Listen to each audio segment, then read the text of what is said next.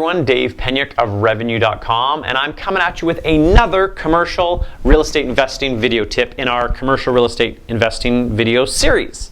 Great, so today we are talking about triple net leases.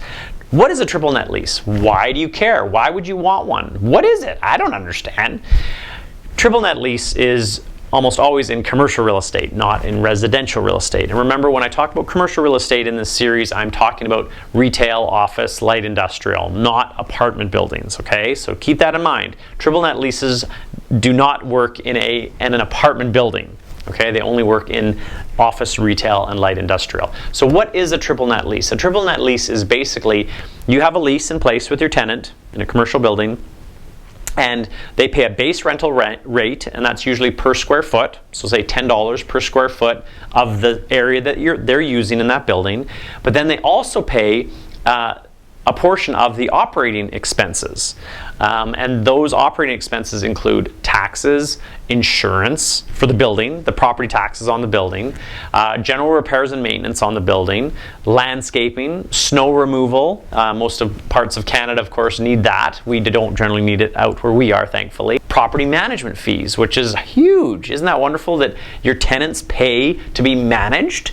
You can't do that in residential. So a very big advantage of triple net leases. So your tenants actually have to pay for their prorated share of those various expenses. If those increase with inflation, which they always do, your tenants have to absorb that and pay that cost next year, right? And the year after, however long your lease is, which is wonderful. Again, residential, you can't do that. The only thing that you can kind of try to help yourself out with residential is increasing your rent, either when the tenant moves out, or depending on what province you're in, you might be allowed to increase your rent once per year. Usually it's limited to about 2% or 2.9%. I think in BC next year it's 2.9%.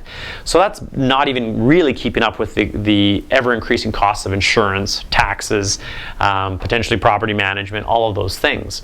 So that's what a triple net lease is it breaks it out so that the tenants pay a base rent plus their prorated share of the operating expenses. And by prorated share, I mean the prorated share of the building. So say there's 5 tenants that you have in one commercial building, and they each have, say, 1,000 square feet. They would each have 20% share of those operating expenses that they would have to pay. I don't have to pay for that, they do.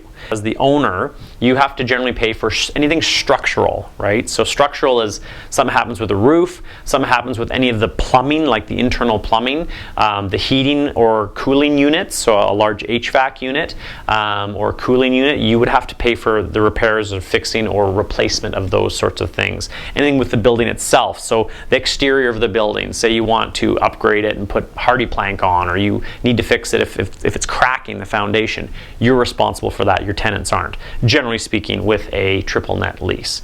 But they are responsible for general maintenance items and repairs. So say the doorknob stops working within their unit. They're responsible for that, not you, because that's general wear and tear that they are using. If it's for a door that is potentially a common room area, then you might be responsible for it. But if it's within their unit, they would have to pay for it. It's one of the reasons why we love triple net leases and why there's an advantage of commercial real estate over residential. Now there's other things to be aware of course, but I wanted to just fill you in on what a triple net lease is, how it works, and how it's beneficial to you as a commercial real estate investor. All right, until next time, we'll see you then. Dave Penyuk of Revenue.com.